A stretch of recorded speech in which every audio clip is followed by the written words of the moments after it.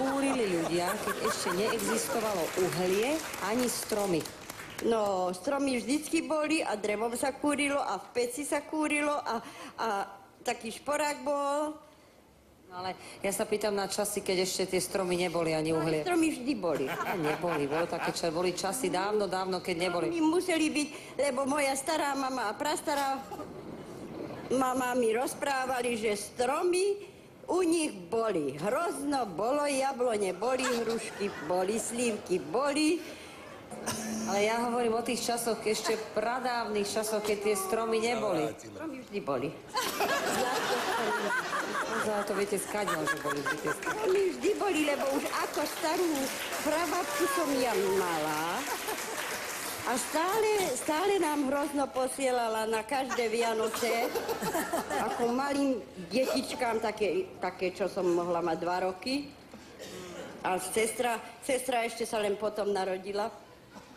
Tak tie ešte neposielali nič. 1000 rokov nazad tie stromy neboli. Nebolo 1000 rokov. Viem, ale keď 1000 rokov nazad tie stromy neboli. Bola, prosím vás, pekne pred 1000 rokmi. No však to mi je jasné, že my tu neboli ešte. No, a tí, čo ale boli? čo boli? Čím si kúrili? No ty si už nejaký spôsob našli. No a čo myslíte, aký našli? No. Tých stromov nemali. No tak ale boli termálne pramene už aj vtedy, to boli. Oni sa tam hriali. No, a rybičky boli viac ako teraz. Teraz toľko veľa nie sú. Tak oni si nalovili rybičky, tam si ich hneď aj upiekli, aj zjedli. Boli raky, boli. Aj to sa dalo zjesť. Naši teda kúrili, okrem toho, že sedeli v tých teplých prameňoch, tak čo ešte, ako kúrili? Keď nemohli tam celý deň sedieť v tom teplom pramení, aj robiť niečo museli. No tak robiť, no to bola robota, keď išli na lov. Chlapi išli na lov a ženy boli doma. No a čím kúrili? Mesili hlinu, robili hlinené nádoby, čbány. No a z tých kadejakých bambusových veľkých stromov. Stromy neboli vtedy ešte. Bambusové ešte.